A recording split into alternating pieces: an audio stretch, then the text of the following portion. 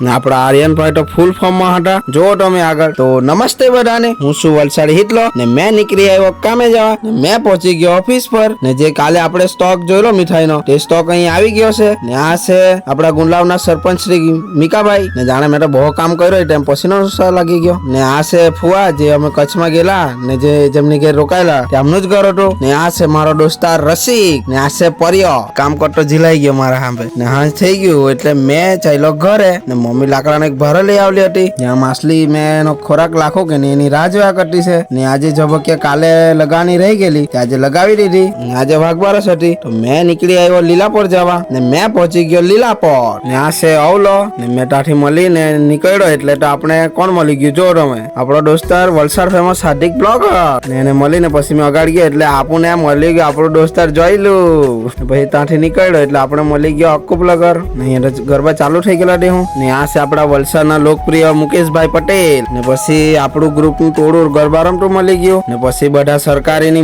મજા માણતા હતા. જો તમે આગળ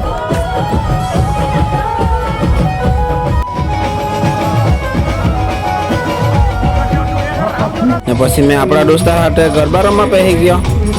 ને પછી નાચવાની મજા લઈ લીધી.